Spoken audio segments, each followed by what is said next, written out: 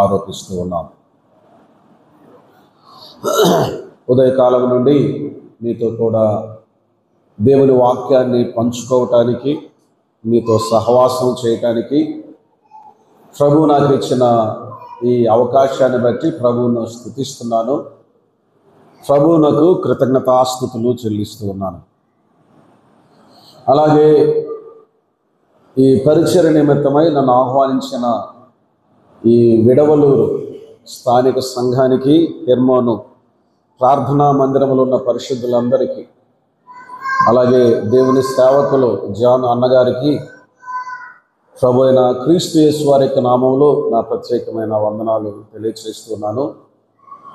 దేవుని దాసులతో కూడా కలిసి సహవాసం చేయటం ఎప్పటికీ సంతోషకరమైన విషయముగా నేను భావిస్తూ ఉన్నాను. ఈ రాత్రి వేళ దేవుని వాక్యాన్ని మనం వినబోతూ ఉన్నాం. ఉదయకాలమున కొంత సమయం అనగా మధ్యాహ్న కాలమున కూడా దేవుని వాక్యాన్ని మనం విన్నాం. వాస్తవానికి ప్రకటించిన ప్రకారం అయితే ఇది ముగింపు సమయం 8 గంటలు, కానీ ముగింపు సమయంలో మనం ప్రారంభం చేశాం. అయినప్పటికీ ఎక్కువ సమయం నేను తీసుకోదలుచుకోలేదు, కానీ ప్రభు అనుగ్రహించిన కృప కొలది కొంత సమయం దేవుని వాక్యంలో నుండి సువార్తను ప్రకటించాలని, అలాగే బయట నుండి వింటున్నటువంటి వారు కూడా దయచేసి దేవుని మాటలపైన మీ దృష్టి నిలపాలని ప్రభు నామమున మనవి చేస్తున్నాను. మనం ఎన్నో పనులతో, ఎన్నో విషయాల్లో మన సమయాన్నంతా మనం గడుపుతూ ఉంటాం. దేవుని వాక్యం కొరకు మన సమయం కేటాయించటం అది మనకి ఎంతైనా దీవెనకరం అని నేను మీకు జ్ఞాపకం చేస్తూ ఉన్నాను. ఉదయకాలమున శ్రేష్ఠులైన యవనులు ఎలా ఉండాలో మనం విన్నాం. చాలామంది ఉన్నారు, కానీ శ్రేష్టమైన వారు ఎలా ఉంటారు? వారు పరిశుద్ధాలంకృతులై ఉంటారు, మనస్సును కాపాడుకుంటారు, శరీరాన్ని కాపాడుకుంటారు, ఆత్మను కాపాడుకుంటారు. వారు అరుణోదయ దర్శనములో నుండి వచ్చిన వారు, అనగా చీకటిలో నుండి, పాప జీవితంలో నుండి ప్రభువైన యేసుక్రీస్తు వెలుగులోనికి వచ్చిన వారు, రక్షింపబడిన వారు. రక్షింపబడి పరిశుద్ధంగా జీవిస్తూ శ్రేష్టమైన వారుగా వారు ఎప్పుడైతే ఉంటారో, ఈ ప్రపంచ చక్రవర్తులు వారి పాదాల దగ్గరికి వచ్చారు. అంత మాత్రమే కాదు, వారు ఇతరులకు కూడా ఆశీర్వాదకరంగా ఉంటారు. ఎప్పుడైతే ఒక వ్యక్తి శ్రేష్టమైన జీవితాన్ని కలిగి ఉంటాడో, ఆ వ్యక్తి ఇతరులకు కూడా ఆశీర్వాదకరంగా ఉంటాడు అనే సత్యం మనము మర్చిపోకూడదు. ఈ రాత్రి వేళ పరిశుద్ధ గ్రంథమైన బైబిల్లో నుండి, అనగా దేవుని వాక్యంలో నుండి తిమోతికి వ్రాసిన మొదటి పత్రిక 1వ అధ్యాయం 15వ వచనాన్ని మనం చదువుకున్నాం. ఈ పత్రిక అపోస్తులుడైన పౌలు గారు రాసిన పత్రిక. 21 పత్రికలలో ఎక్కువ పౌలు గారే వ్రాసాడు. కొన్ని పత్రికలు సంఘాలకు వ్రాసాడు, కొన్ని పత్రికలు వ్యక్తులకు వ్రాసాడు. రోమ సంఘానికి వ్రాసాడు, కొరింథీ సంఘానికి వ్రాసాడు, ఎఫెసు సంఘానికి వ్రాసాడు, గలతీ ప్రాంతంలో ఉన్న సంఘాలకు వ్రాసాడు. అయితే కొందరు వ్యక్తులకు వ్రాసాడు. వ్యక్తులకు వ్రాసిన పత్రికలలో ఒక పత్రిక తిమోతికి వ్రాసిన పత్రిక. తిమోతికి 2 పత్రికలు వ్రాసాడు. తీతుకు ఒక పత్రిక వ్రాసాడు. ఫిలోమోనుకు కూడా ఒక పత్రిక రాశాడు. ఎఫెసులో నిలిచి ఎఫెసు సంఘములో పరిచర్య చేస్తున్న తిమోతికి పౌలు గారు 2 పత్రికలు వ్రాసాడు. క్రేతులో సంఘ పెద్దలను ఏర్పరచవలసిన బాధ్యతను తీతుకు అప్పగిస్తూ తీతుకు ఒక పత్రిక రాశాడు. పారిపోయిన ఒనేసిమును చేర్చుకొనమని కొలస్సీ సంఘంలో పెద్దగా ఉన్న ఫిలోమోనుకు ఒక పత్రిక వ్రాశాడు. ఇవి వ్యక్తులకు వ్రాసిన పత్రికలు. వీటిని కాపరి పత్రికలు అని అంటారు. ఎఫెసులో తిమోతి కాపరిగా ఉన్నాడు. క్రేతులో తీతు కాపరులను ఏర్పరచాలి. కొలస్సీ సంఘంలో ఫిలోమోను కాపరిగా ఉన్నాడు. కనుక ఇవి కాపరి పత్రికలుగా మనం చూస్తూ ఉన్నాం. అయితే ఇప్పుడు మనం చదువుకున్న ఆ వాక్య భాగం, ఎవరైతే అపోస్తలుడైన పౌలు ఈ పత్రికలు వ్రాసాడో ఆయన తన స్వకీయ సాక్ష్యాన్ని చెప్పగా మనం విన్నాం. ఆ మాట చదువుకున్నాం. ఆయన చెప్పిన విషయం ఏమిటి అంటే, తిమోతికి రాసిన మొదటి పత్రిక 1వ అధ్యాయం 15వ వచనంలో, పాపులను రక్షించుటకు క్రీస్తు యేసు ఈ లోకమునకు వచ్చిన వాక్యము నమ్మదగినదియు పూర్ణాంగీకారమునకు యోగ్యమైనదియునై ఉన్నది అని మనం చదివాం. తరువాత ఒక మాట అన్నాడు, అట్టి వారిలో నేను ప్రధానుడను అని అన్నాడు పౌలు గారు. ఆయన చెప్పిన ఈ మాట మనం ఆలోచన చేస్తే, ప్రభువైన యేసుక్రీస్తు వారు పాపులను రక్షించుటకు ఈ లోకమునకు వచ్చాడు అనే మాట మనం చదవగా, ఆయన వచ్చిన వాడుగా ఉన్నాడు. యేసుక్రీస్తు ప్రభువారు దాదాపు 2025 సంవత్సరాల క్రితం ఇశ్రాయేలు దేశంలో బెత్లెహేము గ్రామములో ఒక కన్య మరియ గర్భమున జన్మించినట్లు మనం చదువుతాం. ఈ సంగతి చరిత్ర మనకు తెలియచేస్తూ ఉంది.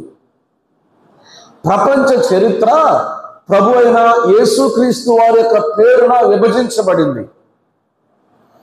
అందుకే ఏ దేశంలోనైనా కాలాన్ని విభజించేటప్పుడు ప్రభు అయిన యేసుక్రీస్తు వారి పేరున విభజిస్తారు. క్రీస్తు పూర్వము, క్రీస్తు శకము అని అంటారు. క్రీస్తు పూర్వము అంటే అర్థం ఏమిటంటే, ప్రభు అయిన యేసుక్రీస్తు వారు శరీరధారిగా భూమి మీద జన్మించక మునుపు ఉన్నటువంటి కాలం క్రీస్తు పూర్వము అని అంటారు. ప్రభు అయిన యేసుక్రీస్తు వారు కన్య మరియ గర్భాన జన్మించిన తరువాత ఉన్న కాలాన్ని క్రీస్తు శకము అని అంటారు. కనుక చరిత్రకు యేసుక్రీస్తు ప్రభువారు కేంద్రమై ఉన్నాడు. ఆ సత్యం మనకు అర్థం కావాలి. అయితే మనం చదువుకున్న ఈ వాక్యంలో ఉండే ఒక సత్యం ఏమిటంటే, ఆయన వచ్చిన వాడుగా ఉన్నాడు అనే సంగతి మనం ఆలోచన చేయాలి. ఆయన జన్మను గురించి మనం చదవగలం, కానీ వచ్చిన వాడు అనే సంగతి మనం ఆలోచన చేయాలి. ఈ విడవలూరు గ్రామానికి నేను వచ్చిన వాడను అంటే, ఇక్కడికి రాకముందే నేను మరి ఒక చోట ఉన్నవాడను. మా స్వగ్రామం లేక మా స్వంత పట్టణం, నేను నివాసం చేస్తున్నటువంటి పట్టణం ఏదైతే ఉందో అది కనిగిరి. కనిగిరి నుండి నేను విడవలూరు ఈ దినాన వచ్చాను. అంటే విడవలూరు రాకముందే నేను ఉన్నాను. ఆ సత్యం మనకు అర్థం కాలి. నేను వచ్చిన వాడనే కానీ ఇక్కడ నా యొక్క జీవితం లేక ఆరంభం కాదు. అలాగే ప్రభువైన యేసుక్రీస్తు వారు ఈ లోకమునకు వచ్చాడు, కానీ ఆయన రాకముందే ఉన్నటువంటి వాడు. ఆయన ఎవరు అంటే దేవుని వాక్యం ఇలాగ తెలియచేస్తుంది. యోహాను రాసినటువంటి సువార్త 1వ అధ్యాయంలో మనం గమనిస్తే, ఆదియందు వాక్యముండెను, వాక్యము దేవుని యొద్ద ఉండెను, వాక్యము దేవుడై ఉండెను, సమస్తమున ఆయన మూలముగా కలిగెను, కలిగి ఉన్నదేది ఆయన లేకుండా కలుగలేదు అని మనం చదువుతాం. 14వ వచనంలోనికి రాగానే, ఆ వాక్యము శరీరధారి అయి కృపాసత్య సంపూర్ణుడిగా మన మధ్య నివసించను. ఏ వాక్యము? దేవుడై ఉన్న వాక్యము. ఏ వాక్యము? సమస్తమును సృష్టించిన వాక్యము. ఇప్పుడు శరీరధారిగా మన మధ్య నివసించాను అనగా, యేసుక్రీస్తు ప్రభువారు దేవుడు, యేసుక్రీస్తు ప్రభువారు సృష్టికర్త. అయితే యేసుక్రీస్తు ప్రభువారు ఈ లోకానికి వచ్చాడు. దేవుని వాక్యం ఏమని చెప్తూ ఉందంటే, ఆయన ఆది లేనివాడు, అంతము లేనివాడు, ప్రారంభము లేనివాడు, ముగింపు లేనివాడు, అల్ఫాయు ఓమేగయు అయ్యున్నటువంటి వాడు ప్రభు అయిన యేసుక్రీస్తు వారు. ఆయన ఈ లోకానికి వచ్చాడు. ఎక్కడి నుండి వచ్చాడు? పరలోకము నుండి వచ్చాడు.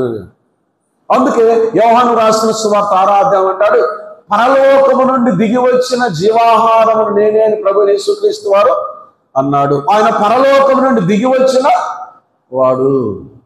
ఆయన ఈ లోకానికి శరీరధారిగా రావడానికి గల కారణం కూడా అక్కడ చెప్పాడు. అక్కడ చెప్పిన కారణం ఏంటంటే, పాపులను రక్షించుటకు క్రీస్తు యేసు లోకమునకు వచ్చనను వాక్యము అని అన్నాడు. ఒక విశేషమైన పని నిమిత్తమై ప్రభు అయిన యేసుక్రీస్తు వారి లోకానికి వచ్చాడు.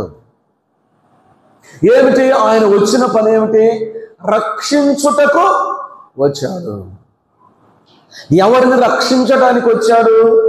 అక్కడే మనం చదువుతాం, పాపులను రక్షించుటకు క్రీస్తు యేసు లోకమునకు వచ్చనను వాక్యము నమ్మదగినదయు పూర్ణాంగీకారమునకు యోగ్యమైనదినై ఉన్నది.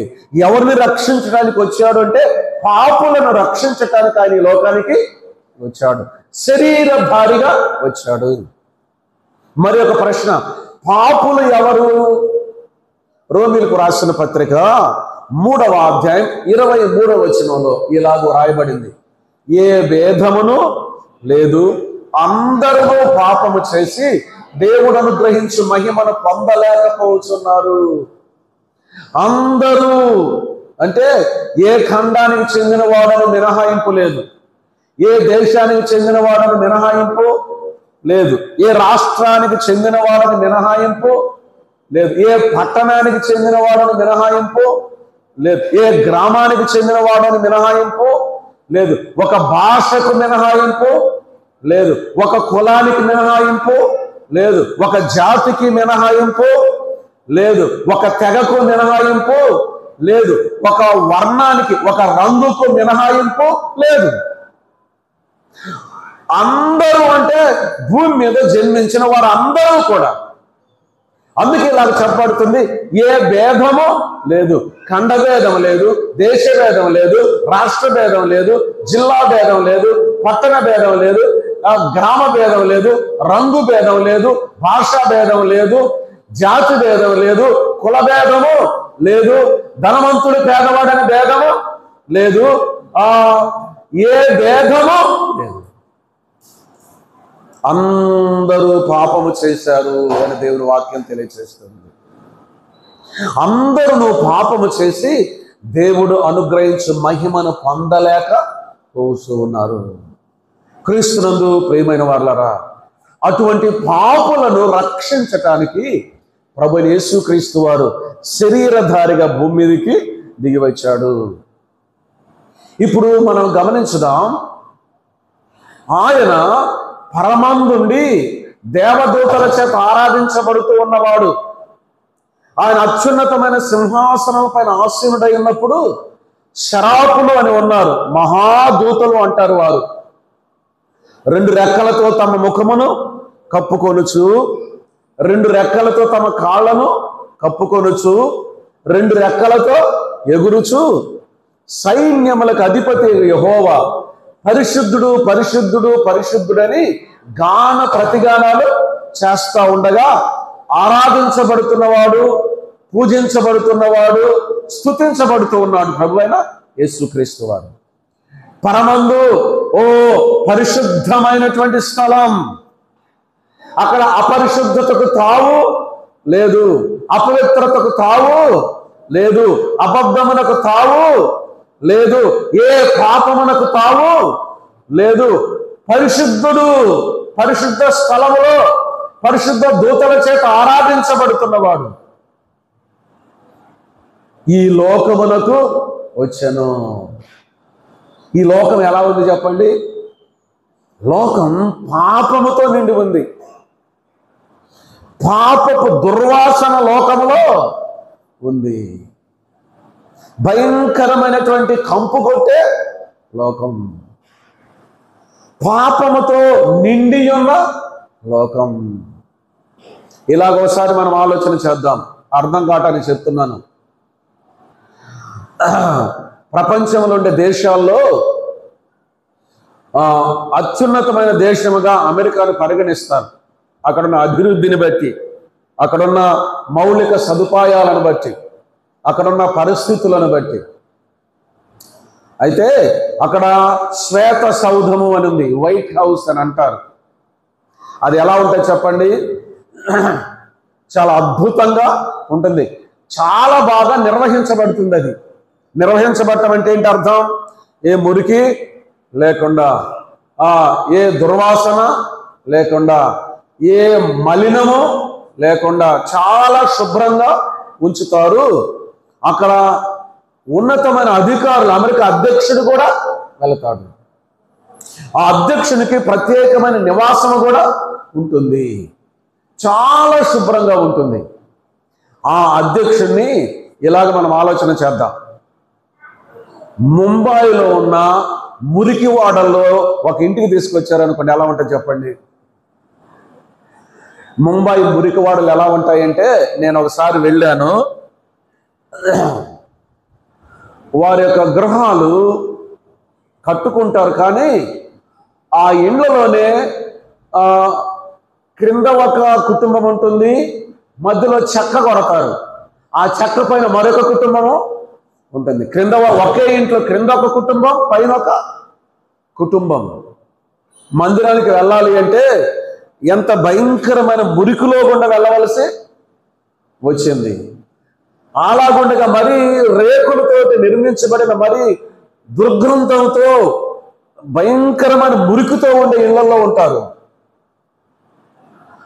ఇప్పుడు ఆ వైట్ హౌస్లో ఉండే ఒక అధ్యక్షుడిని తీసుకొని వచ్చి ముంబైలో ఉండే ఈ మురికి వాడల్లో ఒక రేకుల ఇంట్లో సరైన నేల కూడా లేనటువంటి ఒక గదిలో ఉంచారనుకోండి, ఎలా ఉంటాయి చెప్పగలరా?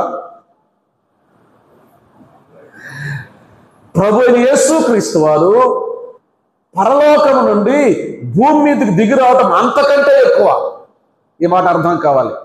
ఊరికే ఉదాహరణ కోసం మాత్రమే నేను మీకు చెప్పాను, కానీ ప్రభు యేసుక్రీస్తు వారు పరము నుండి భూమి దిగి రావటం అంటే పరలోకం మన ఊహకు అందదు. గుర్తుపెట్టుకోండి, మన తలంపులకు అది అతీతమైంది. మనము ఊహించలేము, ఇలా ఉంటుందని చెప్పలేనంత అద్భుతమైంది. లోకము పాపముతో నిండి ఉన్న లోకములోనికి పరిశుద్ధుడైనటువంటి ప్రభు శరీరధారిగా భూమికి దిగి వచ్చాడు, కంపు కొట్టే లోకంలోనికి. ఆయన దేవదూతల చేత ఆరాధించబడేవాడు. ఈ భయంకరమైన లోకములోనికి ఎలా వచ్చాడు? ఎందుకు వచ్చాడు? కారణం ఏంటి?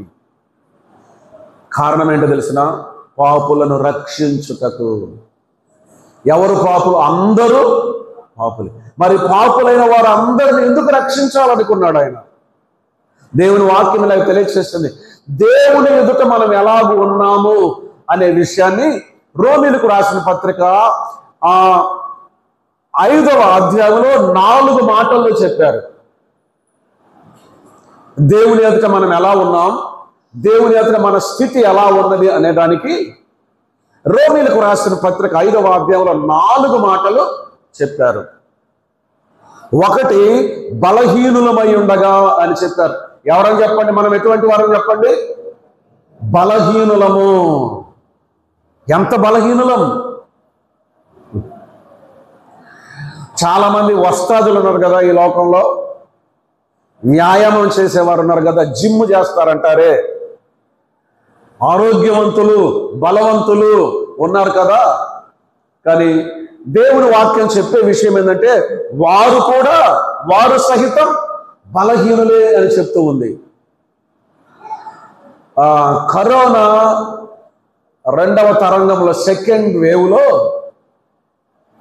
నాకు సోకి నేను హాస్పిటల్లో ఉన్నప్పుడు వాట్సాప్లో ఒక ఫోటో పంపించారు. వాళ్ళు పంపించిన ఫోటో ఏంటో తెలిసిన? ఒక 33 సంవత్సరాల వయసు కలిగిన ఒక వస్తాదు కరోనా సోకి 3 రోజుల్లో చనిపోయాడంట. 3 రోజుల వ్యవధిలోనే చనిపోయాడు. ఎవరు చెప్పండి? శరీర సంబంధంగా ఎలా ఉన్నాడు? చాలా దేహ దారుఢ్యం కలిగి వ్యాయామము చేస్తూ శరీర ఆరోగ్యాన్ని కాపాడుకుంటూ ఉన్నటువంటి ఒక వస్తాదు,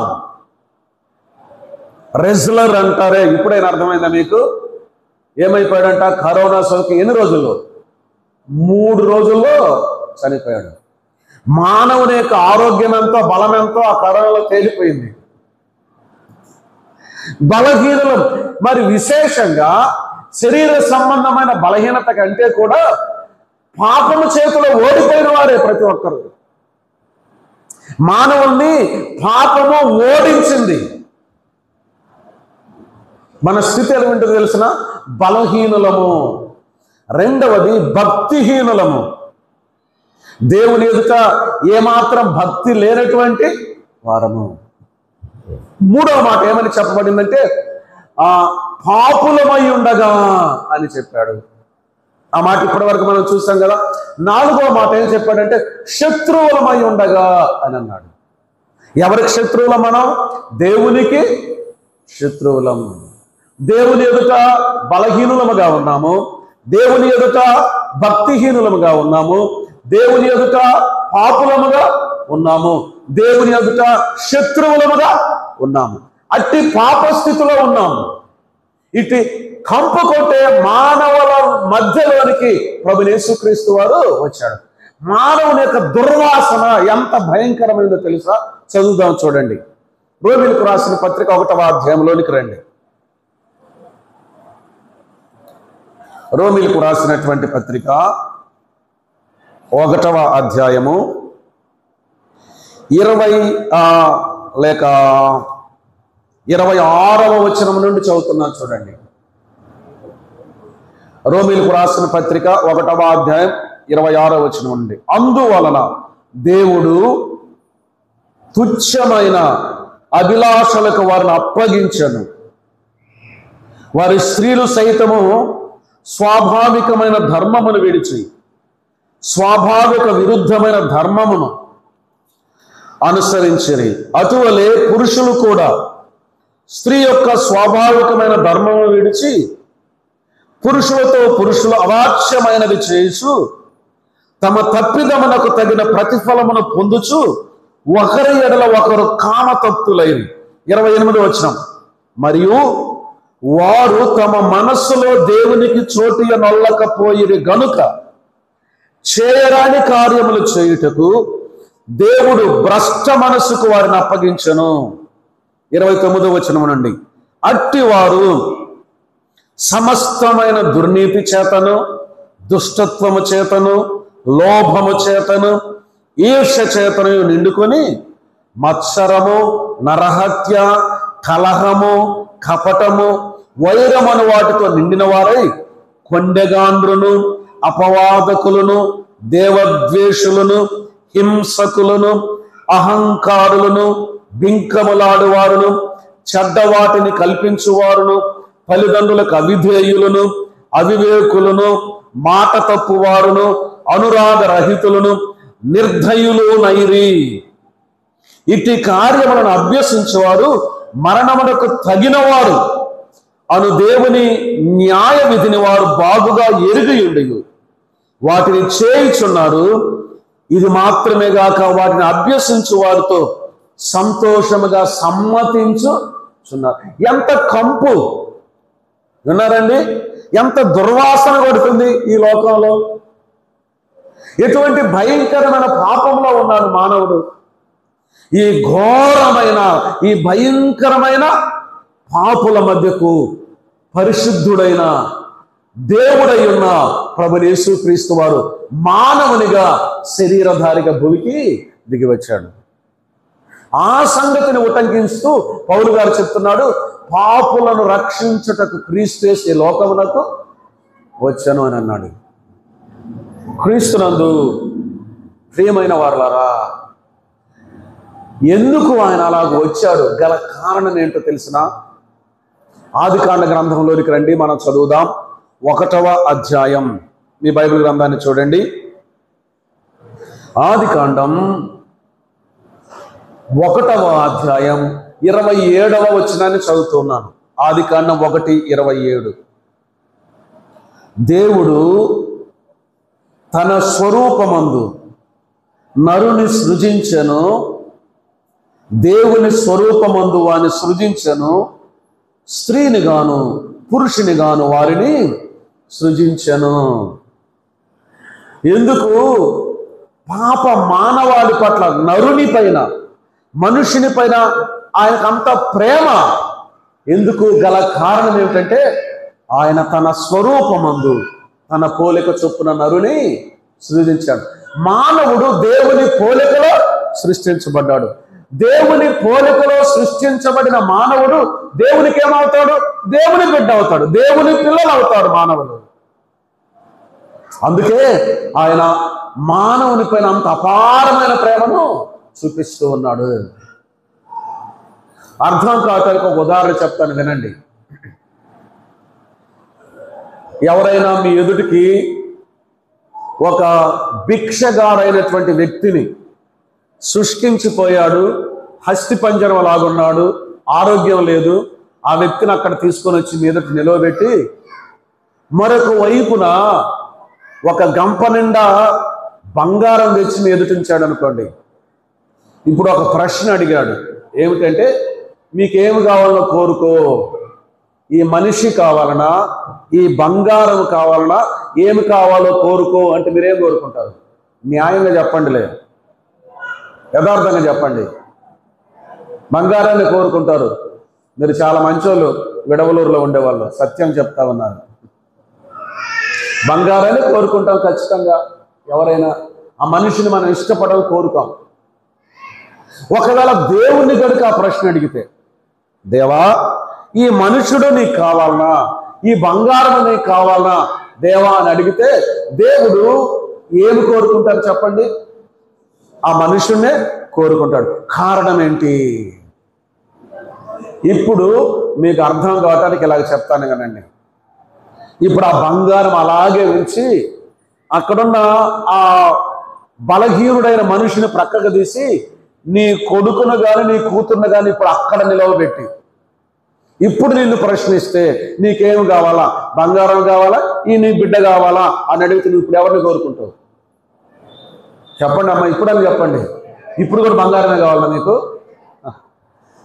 ఎవరైనా సరే బిడ్డను కోరు. కారణం ఏంటి? ఆ బిడ్డ పైన అపారమైన ప్రేమ. ఆ బిడ్డ తన స్వరూపంలో తన పోలికలో తనకు జన్మించిన వాడు కనుక అన్నిటికంటే కూడా ఆ బిడ్డను ఎక్కువగా ప్రేమిస్తాం. బంగారమే కాదు, వజ్ర వైడూర్యమే కాదు, ఆస్తి పాస్తులే కాదు, ఏది తీసుకొచ్చి ఆశను చూపించినా కానీ చెప్పే జవాబు ఏంటి తెలిసిన? నాకు ఆ బిడ్డే. కారణం ఆ బిడ్డ నీ స్వరూపమందు నీ పోలిక నీకు జన్మించిన బిడ్డ. ఇప్పుడు అర్థమైందా? దేవుడు మానవుని ఎందుకు ప్రేమిస్తున్నాడో తెలుసా? కారణం ఏంటో తెలిసిన? ఈ లోకములో ఉండే విశ్వం ఎంత గొప్పదండి, ఎంత విశాలమైంది, అంతరిక్షం ఎంత విశాలమైంది. ఇప్పటికి సైతం మానవుని ఊహకు అందట్లేదు కదా. భూమి మీద ఎన్ని ఖనిజాలు ఉన్నాయి, ఎన్ని లోహాలు ఉన్నాయి, ఎన్ని విలువైన పదార్థాలు ఉన్నాయి. సముద్రంలో ముత్యాలు లాంటి ఎన్ని విలువైనవి ఉన్నాయి. ఓ ప్రియమైన వాళ్ళరా, వీటన్నిటికంటే కూడా దేవుడు నిన్ను ఎక్కువగా ప్రేమిస్తున్నాడు. కారణం ఏంటి తెలుసిన? నీవు దేవుని స్వరూపమందు దేవుని పోలిక చొప్పున చేయబడ్డాడు. అదే కారణం, అదే మనం చూస్తాం. పాపులను రక్షించుటకు క్రీస్తు యేసు ఈ లోకమునకు వచ్చెను అనే మాట మనం గమనించినప్పుడు పాపులము, దుర్వాసన కొట్టేవారము, అబద్ధీకులము, దొంగలము, నరహత్య చేసిన వారు, వ్యభిచారం చేసిన వారు, మోసం చేసినటువంటి వారు, కామ వికారాన్ని ప్రదర్శించిన వారు, భయంకరమైన పాపపు దుర్వాసనతో ఉన్నవారు ఎడల దేవుని ప్రేమ ఎంత గొప్పదో తెలుసా?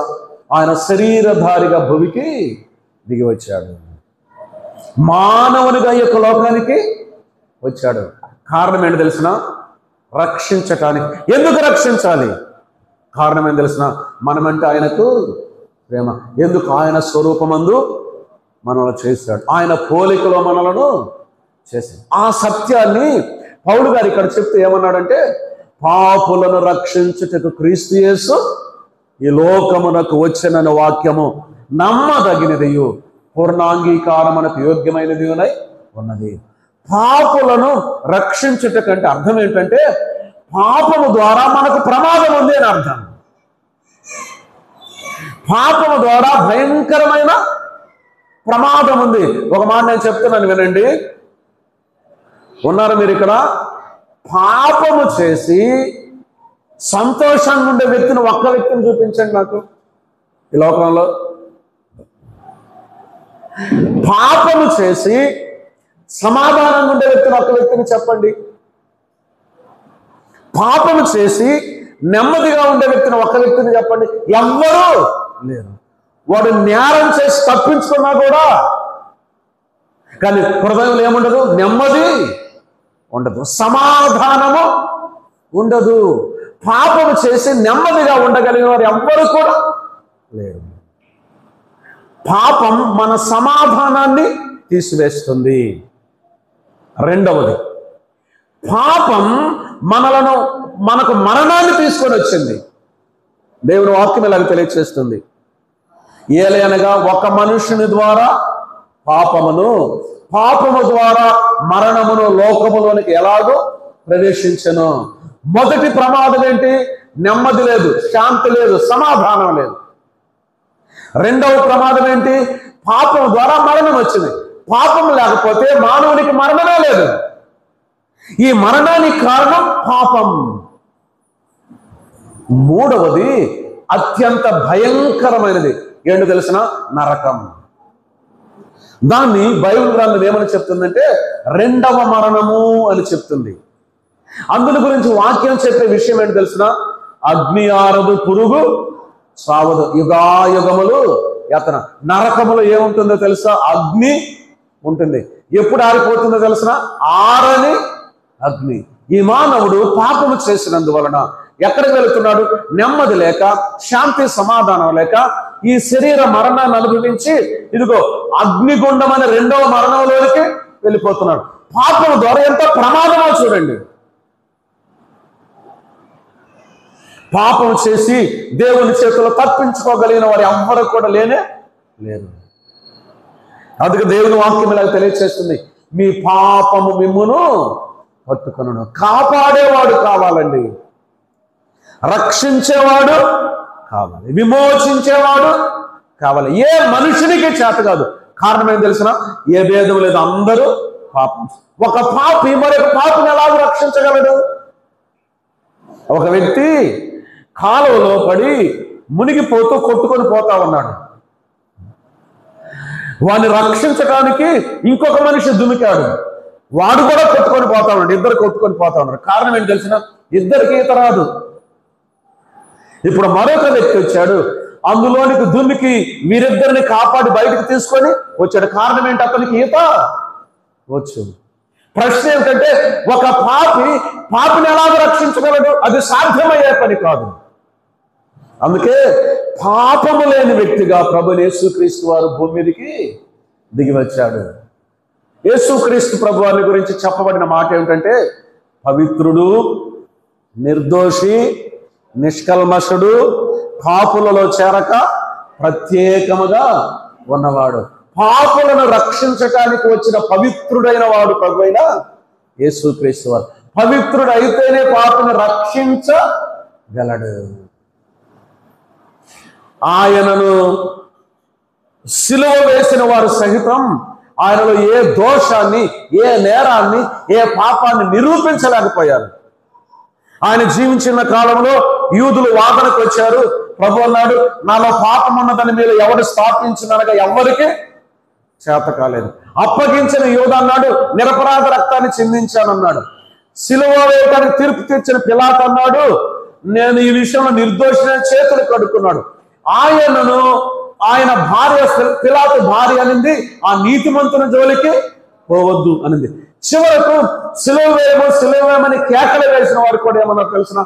ఆ రక్తము మా మీదను మా పిల్లల మీదను ఇప్పుడు ఆయన పరిశుద్ధుడు, నిర్దోషి, నిష్కల్మషుడు, పాపులలో చేరక ప్రత్యేకంగా ఉన్నవాడు. కానీ సిలువ వేయబడ్డాడు. ఎందుకు తెలిసిన? పాపము నుండి మనల్ని రక్షించటానికి. ఏ పాపమైతే మనకు శాంతి సమాధానం లేకుండా చేసింది, ఏ పాపమైతే మనల్ని మరణానికి ఈడ్చుకొని పోతుందో, ఏ పాపమైతే నరకాగ్ని గుండానికి ఈడ్చుకొని పోతుందో, ఆ పాపము నుండి విడిపించడానికి పవిత్రుడైన యేసుక్రీస్తు ప్రభువారు సిలువలో తన ప్రాణాలు అర్పించాడు. ఆయన ముళ్ళ కిరీటం భరించాడు, ధారధారలుగా రక్తం కార్చాడు, శరీరం అంతా కొరడాల చేత కొట్టబడి రక్తము చిందించాడు, సిలువ కొయ్య పైన మేకులతో వేలాడదీయబడినాడు.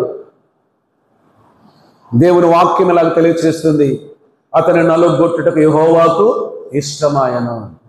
అక్కడే జవాబు ఉంది. ఏమని తెలిసిన? ఎందుకు ఆయన అలాగూ నలుగొట్టబడ్డాడు, సిలువ వేయబడ్డాడు? మన అతిక్రమ క్రియలను బట్టి అతడు గాయపరచబడను, మన దోషములను బట్టి నలుగొట్టబడను, మన సమాధానార్థమైన శిక్ష అతని మీద పడిన. మనమందరము గొర్రెల వలె త్రోవ తప్పి పోతే మనందరి శిక్షను జీవము కలిగిన దేవుడు మన మీదకి రావాల్సిన తీర్పును ప్రభువైన యేసుక్రీస్తు వారి పైన మోపాడు. ఆయన శిలువ మరణం మన స్థానంలో, అది వాస్తవానికి మనము భరించవలసింది.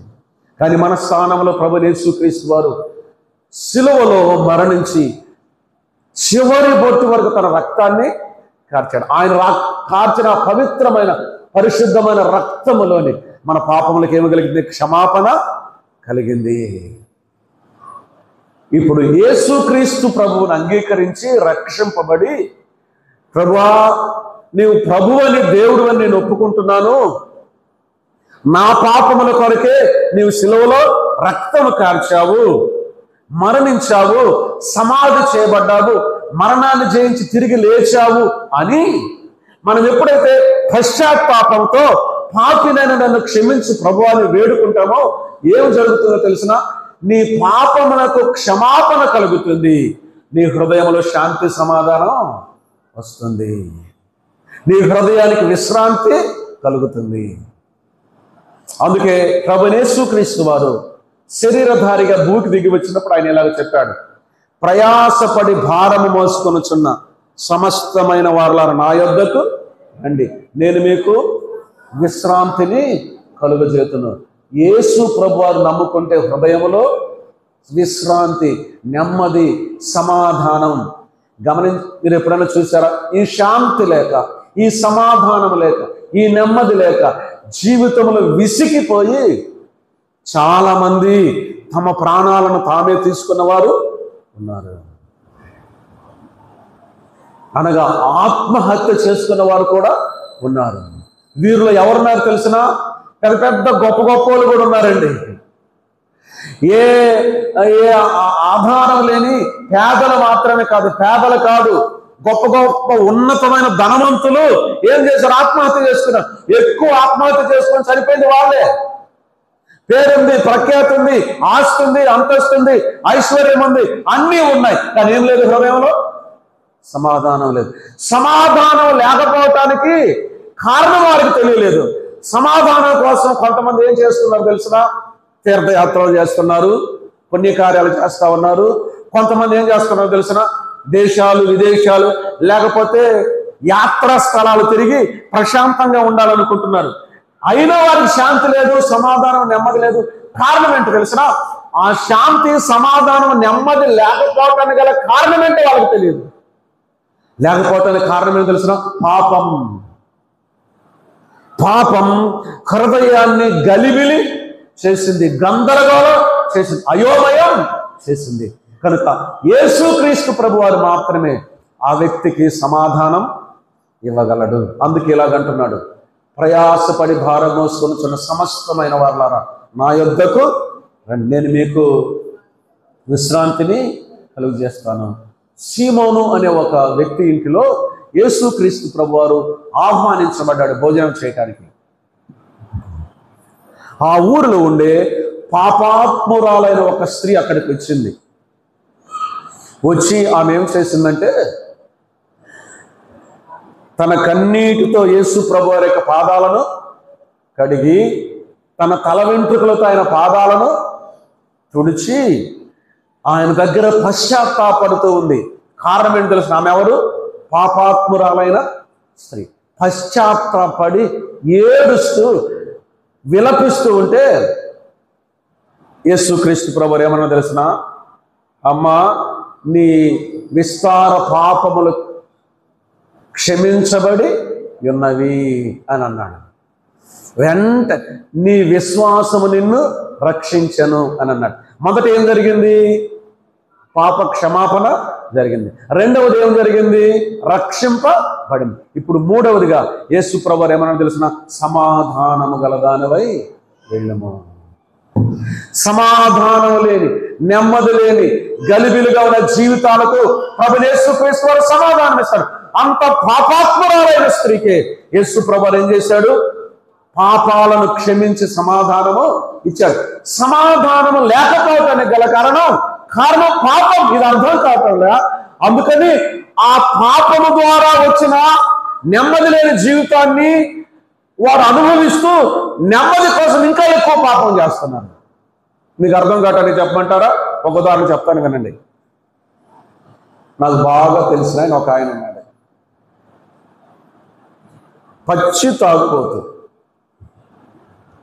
ధూమపానం, మద్యపానం, సిగరెట్లు తాగుతాడు, సారాయి తాగుతూ ఉంటాడు. ఆయనకు ఇలా చెప్పాను, అన్నా,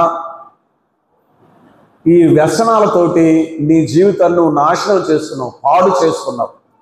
మంచి భవిష్యత్తు ఉండాల్సింది, కానీ ఈ వ్యసనం వల్ల నీ భవిష్యత్తు ఏమైపోయింది? నాశనమై పోయింది. నువ్వు ఆ త్రాగుడు మానుకున్నా, ఇప్పటికే నీవు ఏమైపోయావు? చాలా నష్టపోయావు. ఇప్పటికైనా నీ వ్యసనాలను మానుకో అంటే ఆయన ఇచ్చిన జవాబు ఏంటి తెలిసిన? ఆ బాధ తట్టుకోలేక ఇంకా తాగుతున్నాను అన్నాడు. ఎందుకు తాగుతున్నాడంట? తాగి తాగి జీవితాన్ని నాశనం చేసుకున్నాడని తెలిసి ఇంకా ఆ బాధ తట్టుకోలేక ఇంకా తాగుతున్నాడంట. అదే పరిష్కారం? ప్రభు యేసుక్రీస్తు వారిని నమ్ముకో, ఇప్పటికైనా ప్రభువు నమ్ముకో, ఇప్పటికైనా రక్షణ పొందని హెచ్చరించడం జరిగింది. భయంకరమైన వ్యాధితో బాధపడుతూ ఉన్నాడు. ప్రియమైన వాళ్ళరా, సమాధానము లేకపోవటానికి గల కారణం ఏంటి తెలిసిన? పాపం. ఈ పాప సమస్యను పరిష్కరించి పాపము నుంచి రక్షించేవాడు ఎవరు తెలిసిన? ప్రభువైన యేసుక్రీస్తు వారు. అమ్మా, నీ పాపములు క్షమించబడి ఉన్నవి, నీ విశ్వాసము నిన్ను రక్షించను, సమాధానము గలదానవై వెళ్ళి. నీ రాత్రి వేళ ఇక్కడ ఉన్నవారే కానీ, బయట నుండి ఉంటున్నటువంటి వారే కానీ, నెమ్మది లేని జీవితంలో ఉన్నవారికి జీవము కలిగిన దేవుడైన ప్రభు యేసుక్రీస్తు వారు చెప్పే మాట, నీ నెమ్మది లేని జీవితానికి కారణం నీ పాపనే. యేసు ప్రభు విడిపిస్తాడు. అందుకే నీ పక్షాన శిలువ శిక్షను భరించాడు, చివరి బొట్టు వరకు రక్తాన్ని కార్చాడు. ఏ భేదము లేదు. ఆయన యొద్దకు వచ్చే వారిని అందరిని ఆయన ఏం చేస్తాడు? క్షమించేవాడుగా ఉన్నాడు. యేసు ప్రభు వారు ఈ మాట అన్నాడు. ఏమన్నాడు తెలిసిన? నా యొద్దకు వచ్చు వారిని నేను ఎంత మాత్రమును, నువ్వెవరైనా సరే ఆయన క్షమించలేని పాపం అంటూ లేదు. ఈ రాత్రి వేళ నీవు సైతం, నీ కులంతో సంబంధం లేదు, నీ మతంతో సంబంధం లేదు, నీ జాతితో, నీ తెగతో, నీ భాషతో, నీ రంగుతో సంబంధం, ఎవరైనా యేసు ప్రభువా పాపినైనా నన్ను క్షమించంటే ఆయన ప్రతి ఒక్కరిని క్షమిస్తాడు. అంత మాత్రమే కాదు, మానవునికి ఈ లోకంలో ఒక ముగింపు ఉంది. ఈ లోకం శాశ్వతం కాదు. ఒకానొక సమయాన్ని యొక్క లోకాన్ని విడిచిపెట్టి వెళ్ళాలి. ఆ మరణము తరువాత రెండు గమ్యాలు ఉన్నాయి. అవి రెండు శాశ్వతం. ఒకటి నరకం, ఒకటి పరలోకం. యేసు ప్రభు వారు నమ్ముకొని పాప క్షమాపణ పొందకపోతే నరకములోనికి వెళతావు. అగ్ని ఆరదు, పురుగు సావదు, యుగాయుగములు యాతన. అగ్నిలో నుండి బయటకు వచ్చే అవకాశమే లేదు. ఏ ఖర్చు లేదు. సూక్ష్మమైన మోక్షం.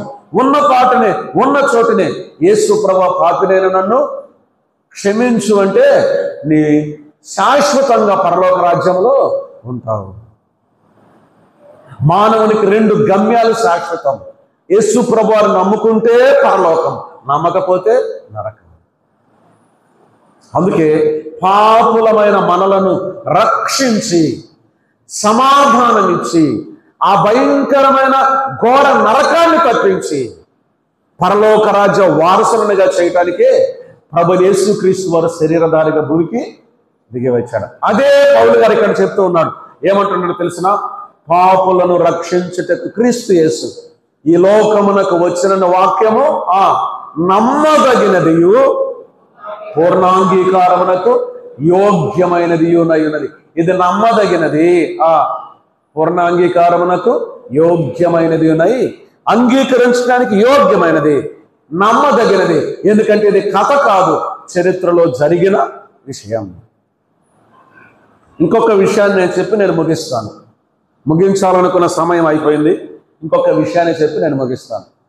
ఈ మాటలు వ్రాసిన ఆయన ఎవరో తెలిసిన, పౌలు గారు. ఆ పౌలు గారు ఆ మాటలు చెప్పి ఏమంటున్నాడంటే, అట్టివారిలో నేను ప్రధానుడను అని అన్నాడు. ఎట్టివారిలో ప్రధానుడను? పాపులలో ప్రధానుడను అని అన్నాడు. అంటే ఏంటి అర్థం? పాపులలో మొట్టమొదటి వాడినయ్యా నేను అని అన్నాడు. ఉదాహరణకు శ్రేణుల ప్రకారం, అంటే ర్యాంకుల ప్రకారం, ఒక్కొక్కరు చేసిన పాపాన్ని బట్టి ఒక్కొక్క ర్యాంక్ ఇచ్చి ఒకరి తర్వాత ఒకరిని వరుసగా నిలవబెడుతూ వచ్చాడు అనుకోండి. పౌలు గారు ఏమంటాడు తెలిసిన, పాపలో ఫస్ట్ ర్యాంక్ నాది అంటాడు.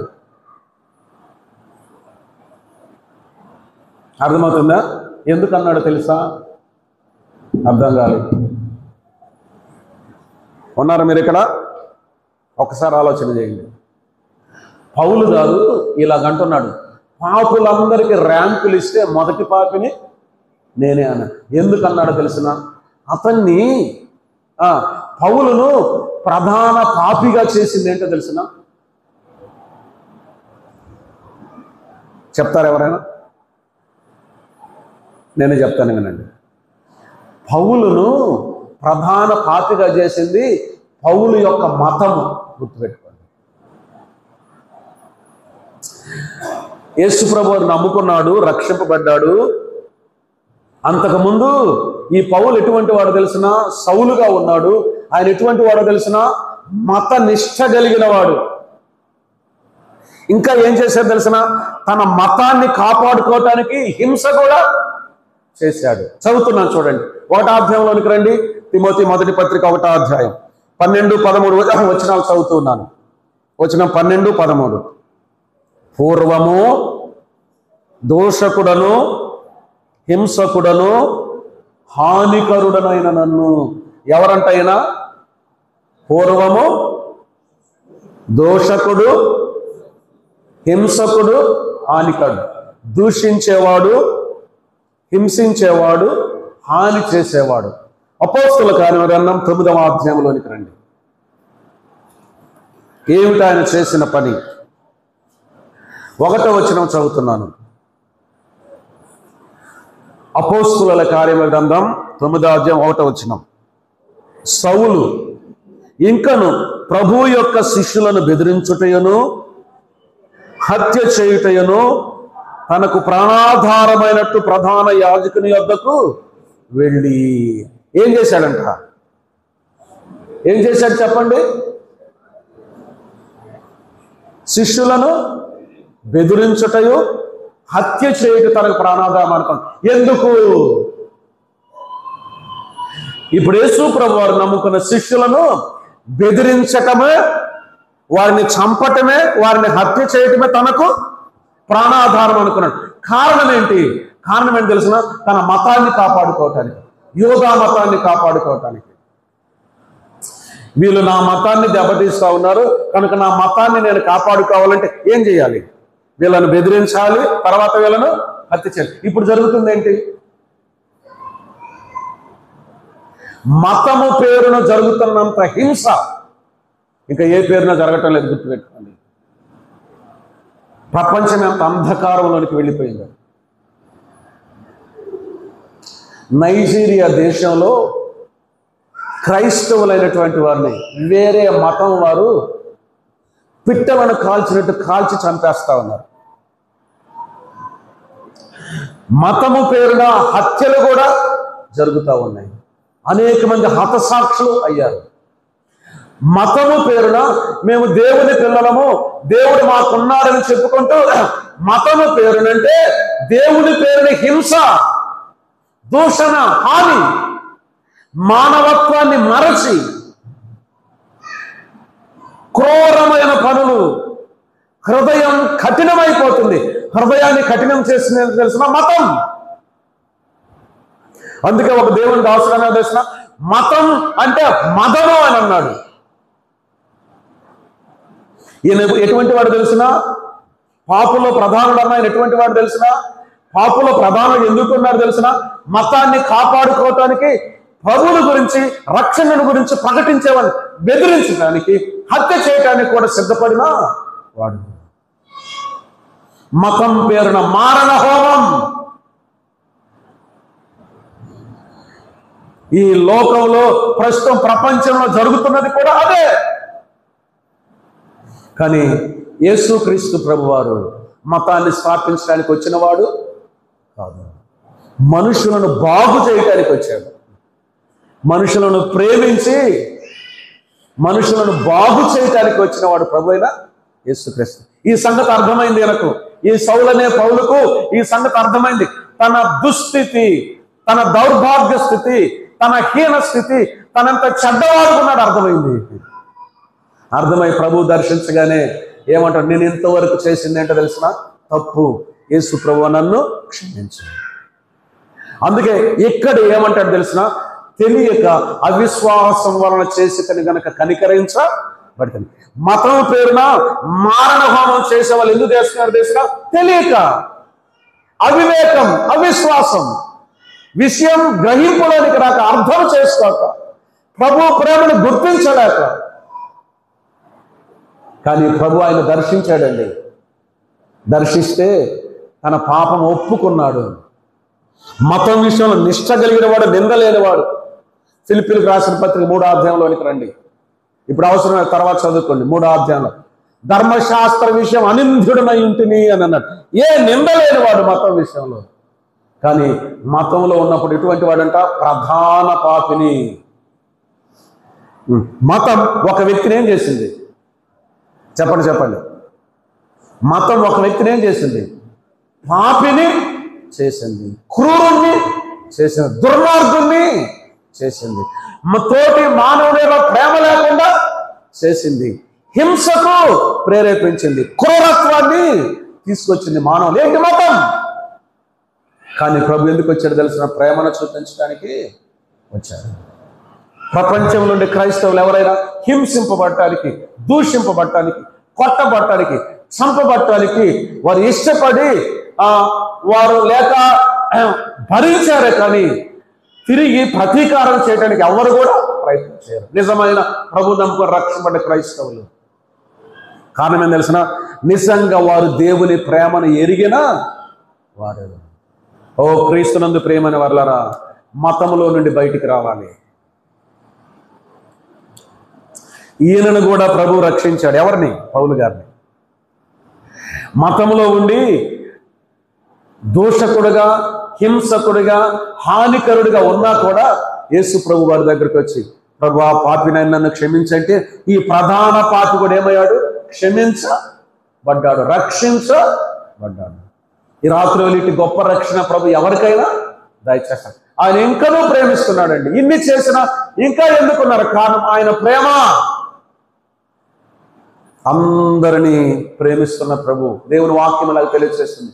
దేవుడు లోకమును ఎంతో ప్రేమించాను. ఆ లోకములో నీవు నేనున్నావు. మనల్ని ఆయన ప్రేమిస్తూ ఉన్నాడు. ఈ రాత్రిలో ప్రభు ప్రేమ నీకు కావాలి. మరొక విషయం, ఆయన ఈ లోకానికి వచ్చాడు. పాప పరిష్కారం, ప్రక్షాళన, క్షమాపణ నిమిత్తం సిలువలో రక్తం కార్చి మరణించి తిరిగి లేచాడు. ఆయన పరమునకు ఆరోహణుడయ్యాడు. మరలా తిరిగి రాబోతూ ఉన్నాడు.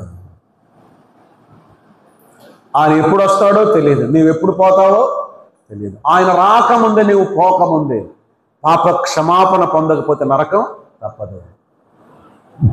నీవెవరైనా సరే ఉన్న చోటుని, ఉన్న పాటుని ఇలా ఈ చిన్న ప్రార్థన నీ హృదయం చేసుకో. యేసు ప్రభువా, పాపినైన నన్ను క్షమించు. ఆయన తన శిలువ రక్తం చేత నిన్ను కడుగుతాడు, నీకు రక్షణ ఇస్తాడు, నీకు సమాధానం దొరుకుతుంది. ఈ లోకాన్ని విడిచిన తర్వాత పరలోకం దొరుకుతుంది, నరకము తప్పించబడుతుంది. ఆయన నిన్ను ఎంత ప్రేమించాడంటే తన ప్రాణము పెట్టినంత మట్టుకు నిన్ను ప్రేమించాడు. నిర్లక్ష్యం చేయవద్దు. ఈ రాత్రిలా యేసు ప్రభువుని నమ్ముకొని స్వంత రక్షకునిగా అంగీకరించి ఆయన శిలువ రక్తం చేత విమోచింపబడి దేవుని రాజ్యానికి వారసులు కావాలని ప్రభుని యేసుక్రీస్తు వారి యొక్క ప్రేమను బట్టి మిమ్మల్ని బతిమాలుకుంటూ ఉన్నాం. ప్రభు అట్టి కృప మీకు దయచేయను గాక. ప్రభు ఈ మాటలు మన కొరకు దీవించి ఆశీర్వదించును గాక. ఆమేన్.